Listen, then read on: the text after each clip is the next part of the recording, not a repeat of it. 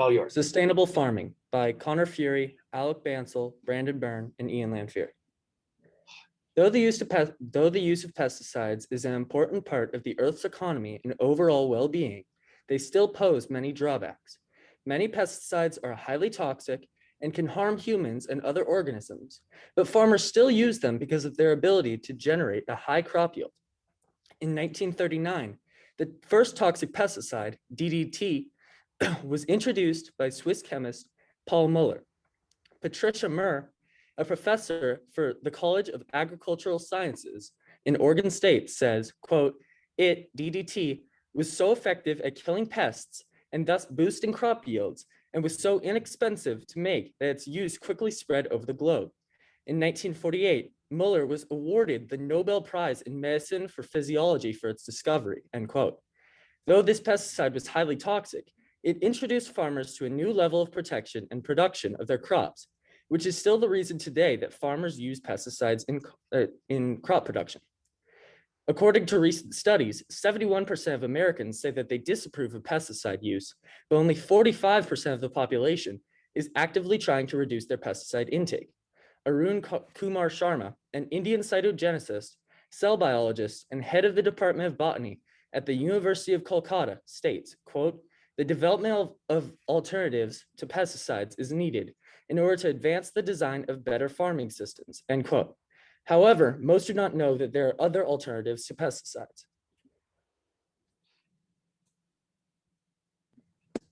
The main problem with pesticide use is that it has such a major impact on the environment. For instance, National Geographic stated, this system, with its reliance on monoculture, mechanization, chemical pesticides and fertilizers, biotechnology, and government subsidies, has made food abundant and affordable. However, the ecological and social price has been steep.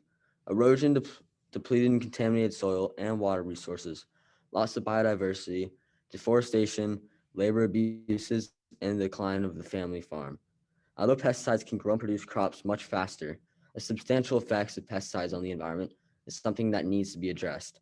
Similarly, the Sustainable Development Solutions Network stated, the bottom line is that we need a new global growth framework, one that is compatible with social and environmental objectives. Even at today's global population and economic output, many key ecosystems are being destroyed. Sanjay Yadav and his colleagues of the International Journey of Agronomy focused on pesticide use in India, which led them to report, in the post-independence period, the most important challenge in India has been to produce enough food for the growing population. Hence, high-yielding varieties are being used with infusion of irrigation of water, fertilizers, or pesticides. This combination of high-yielding production technology has helped the country develop a food surplus, as well as contributing to concerns of soil health, environmental pollution, pesticide toxicity, and the sustainability of agricultural production. The central problem is that pesticide use works, but in the future will not. This problem has led us to come up with two solutions. Our first solution is the Integrated Pest Management, also referred to as IPM. The UC Sustainable Agriculture Research and Education Program describes this method as, quote, integrated pest management can be substituted for pesticides. IPM is defined as an ecosystem-based strategy that focuses on long-term prevention of pests or their damage through a combination of techniques, such as biological control, habitat manipulation, modification of cultural practices, and use of resistant varieties, end quote. Next slide, please. An implication of IPM is that it is feasible. The UC Sustainable Agriculture Research and Education Program states, quote, implementation of IPM programs almost always employs a combination of management techniques instead of dependence on only one method. While one of the goals of IPM is to reduce chemical applications, there are circumstances where the most cost-effective and least damaging method for control involves pesticides, end quote. Next slide, please. The feasibility of IPM has been displayed in the Texas IPM program, as they have, quote, developed strategies and tactics through the research that they have been effectively communicated to producers, resulting in significant behavioral changes in management practices. Bill Ree recalls producers continue to improve the judicious use of pesticides. This reduces risk of loss due to pesticide resistance, conserves natural enemies, and minimizes adverse impacts on the applicator, the consumer, and the environment, end quote.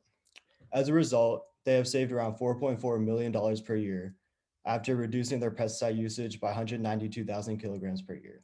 Next slide, please. Despite many limitations, the IPM poses a few drawbacks. For instance, Bill Reed explains that there's a need for further research in order to develop and integrate new technology through the education of current and new stakeholders that become involved with this industry. Furthermore, advances in research and technology would be quite time consuming. J.D. Freud explains this negative as, quote, however, the time savings may not be realized on the other aspects of product development, end quote. Lastly, the IPM is challenged by the age of farmers, inadequate credit facilities, and the low average yields on some studies. However, Egoasis Osis says that this can be combated if, quote, government should encourage use involvement in cocoa production to enhance sustainability. The farmer's farm is small and they need to be supported with soft loans to enhance the increase in their hectare of cocoa farms. Yield improvement programs such as rehabilitation programs and agronomic practices should be initiated in order to increase yield of farmers, end quote. Next slide, please. Our second solution involves using robots and nanotechnology to reduce harmful pesticide use.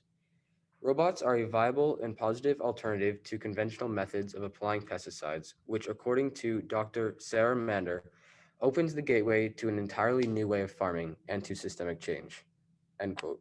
Next slide, please. Robots have the ability to evaluate the land and determine specifically where pesticides are needed, reducing pesticide overuse, which leads to ground saturation and pesticide runoff into surrounding water supplies. According to Dr. Mander, robots will help farmers to see and do things differently, leaving beneficial wild plants where they are and only taking out specific problematic weeds that will outcompete the crop, end quote. Using robots to distribute pesticides also cuts down on labor time for farmers, making farming both more efficient and safer due to farmers spending less time in direct contact with harmful pesticides known to have a negative impact on health. Not only is it safer for humans, but also for other organisms in the environment.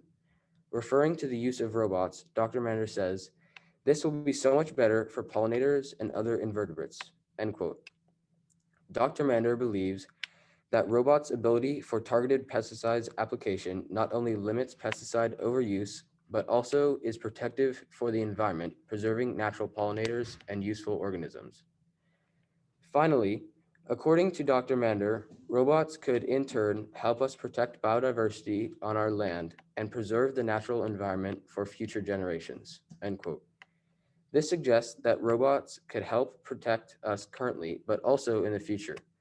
Robot application of pesticides is an environmentally conscious approach. Despite the many benefits of robots as a future solution to harmful pesticides, Sandeep Kumar in the Journal of Controlled Release presents that the incorporation of nanotechnology as a means for nanopesticides is in the early stages of development, end quote. This suggests that it will be some time before this useful technology is able to be widely used.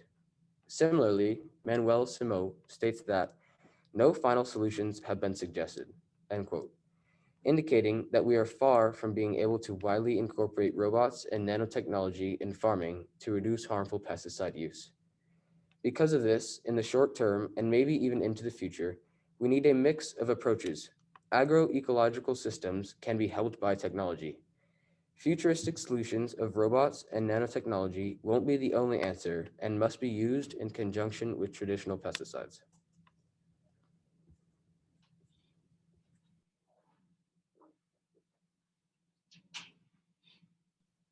In conclusion, though both solutions pose as feasible alternatives to toxic pesticides, our group has concluded that IPM is the most effective substitute for pesticides. Unlike farming with robots, IPM integrates many different ideas and strategies into its way of elimination. It limits pesticides while still utilizing their potential and provides a more reliable option. Though farming with robots has its advantages, such as targeted pesticide application and a futuristic approach, they are still in early stages of development. These solutions are both feasible, though, And in the right conditions and in a more advanced world, we would like to see both of these solutions working hand in hand to better our community. Thank you. Terrific, guys. Nice job. I got a few questions for you, and then we'll wrap it up. On the screen, I'm going to go Connor first, and then Alec, and then Brandon, and then Ian. So that's the order the questions will come in. So first for Connor, how did the group decide to include or exclude Ian's perspective in the overall presentation? Like, what part did Ian's research play and what you guys just did? We used Ian researched the use of robots in his IRR, and we utilized that by implementing that as our second solution. Robots in, as stated earlier, robots in sustainable farming can use future technology to reduce unessential use of pesticides and overall that which tied into my the problem, which was the environmental lens. Okay, terrific. Alec, you'll be the next one. Reflecting on all of these other guys' work, which would you say had the biggest impact on your understanding of the solution you guys picked? Like, you guys picked this integrated solution. So which of the four do you think had the biggest impact on choosing that solution? Overall, I think Connor's research had the greatest impact on my understanding of our solution. His research was focused through the perspective in the environment, and he states how the pesticides have a very detrimental effect to our environment. And some of these effects include creating unfertile lands, decreasing yields and farm sizes, and increasing greenhouse gas emissions in our atmosphere. This helped me understand the gravity of the issue with pesticides, and it helped this understanding of his research helped me understand that we needed a solution that would work with environmental ethics, and we believe that integrated pest management works best with it. Terrific. Brandon, this will be a question for you. What's an example of a compelling argument from one of these guys' IRRs that you guys chose not to use? That is, it didn't make it in the final presentation.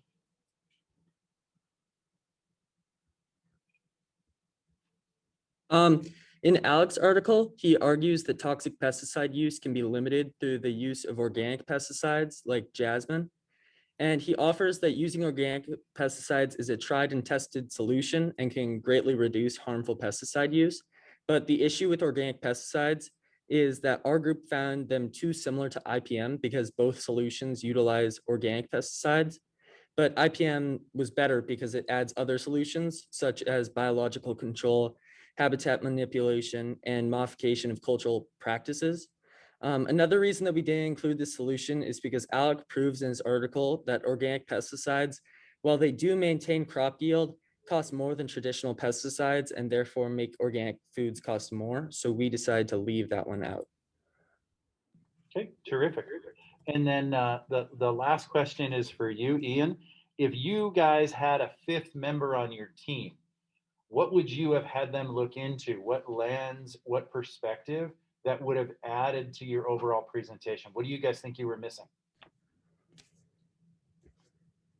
Another lens that we could have researched would have been the economic lens, and specifically a pro-pesticide viewpoint would have been useful. We have said pesticides are harmful, but they have allowed for food production to meet population growth and have kept food costs down. Also, in the pandemic, everyone is economically challenged, including farmers, and researching this perspective would have been helpful. It would have pointed out the positives economically and the negatives for food production.